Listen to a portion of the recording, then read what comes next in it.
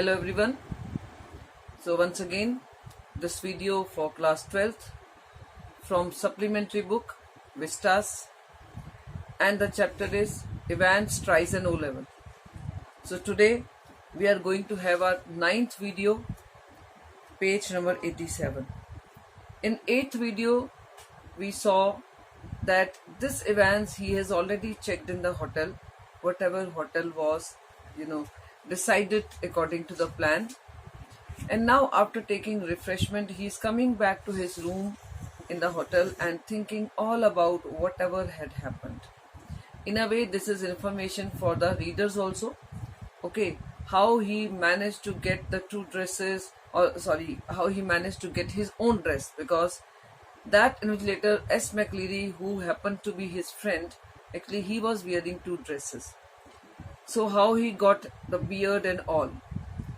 So now he is now entered in the hotel, taken the key from the reception for his room and coming towards his room, and here he is thinking that yes, though there were certain problems when S. McLeary was in the room and he was having the double coat and the beard, and he was to give all these things to Evans, and Evans was to put it, and then Evans was having the blanket also on the shoulder, and how difficult it was to do all the things under the blanket, but even then he managed to do it, and he was successfully able to escape from the prison house.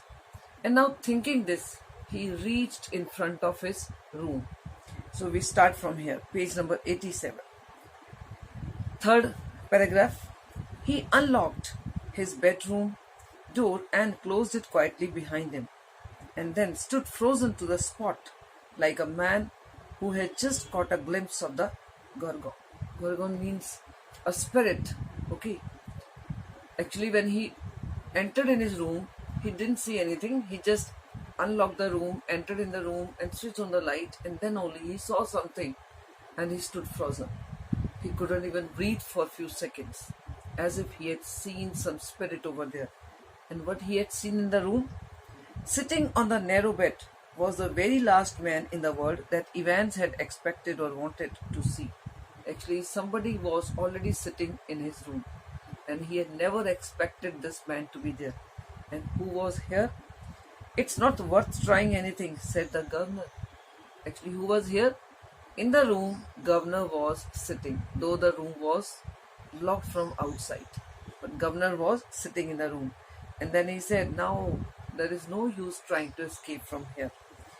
It's not worth trying anything, said the governor quietly, as Evans' eyes darted desperately around the room. Now Evans was looking here and there in the room.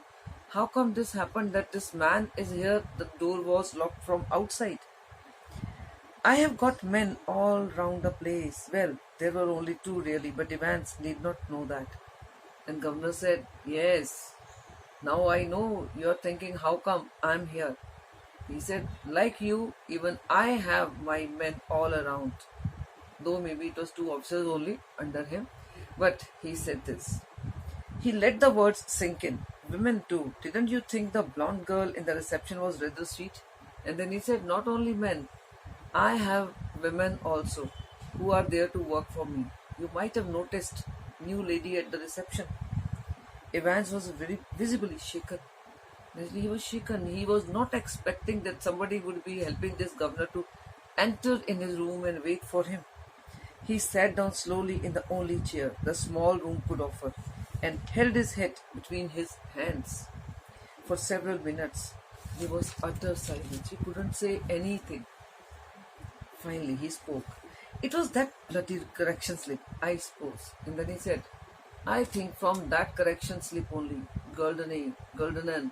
So maybe from that only you got to know about this hotel, Golden Lion. Well, the governor failed to mask the deep satisfaction in his voice. There are a few people who know little German. He said, yeah, you thought that maybe nobody would be able to understand German language, but there are some people who know this language. It's not only you who understand this language. Slowly, very slowly, Evans relaxed. he was beaten. Here beaten means he was thinking he took him as a loser. Yes, he had lost this time because though he tried to escape, but again he was caught.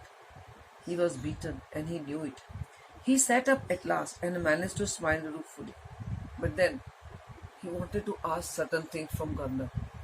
He just mustered that strength and he smiled at Governor. And he said, it wasn't really a mistake, you see. We hadn't been able to fix up any hotel, but we couldn't work that some other way. He said, it's not that this mistake we did, that you were able to hear everything from your room and we loudly, very loudly, we spoke that name of the hotel. It's not, it was a mistake. He said, actually, till the last moment, my people could not finalize any hotel. And then the time of the exam came, and that's why through this, on the pretext of this correction, they had to tell me this hotel name. No, the really important thing was for the phone to ring just before the exam finished to get everyone out of the way for a couple of minutes. So we had to know exactly where the exam started, didn't we? He said this was not the mistake that we spoke this hotel name.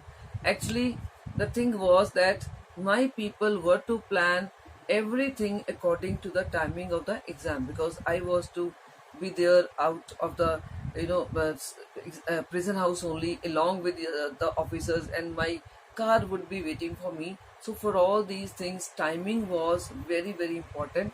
So that's why in order to get the timing of the exam, they just pretended that they wanted to give some correction.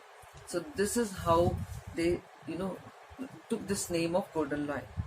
And like a fool, I presented you with that little piece of information on a plate. And Governor said, yes, I know. Maybe like a fool only, I also told the timing. To the person from the examination department when he asked, has the exam started? And I told the timing. Well, somebody did. So you see, sir, that correction slip killed 2 little birds with a single stone, didn't it? He said, yes, sir. Somebody did this mistake, you did the mistake, and that's why, in one go we got 2 informations. I got 2 informations. I got the name of the hotel, which was finalized, and my people got the timing also. The name of the hotel for me and the exact time the exam started for. The governor nodded. It's a pretty common word. Good job, it's a pretty common, sir, or I would never have known where to come to, would I? He said, yes, this is a pretty common, but even then, I need to know, at that time, naturally, I wanted to know the exact timings and the hotel name. Otherwise, I would not have been, able to come over here. Nice name though, some Golden Line. How did you know which Golden Line it was? There's hundreds of them. Then he said, okay, sir, you got this name Golden Line. But naturally, we never told which place, which area, because there are others hotels also. There are many other hotels also with the same name, but in different areas. How you got to know that this is the Golden Line? This is the same Golden Line where I will be here. Same as you. Events, index number 313, center number 271, remember, 6 figures. He said, I also heard those, things which your so-called friend or, that S. McLeary, false X. McLeary, he told your examination center number or your question paper number, all this. I also got it through that only.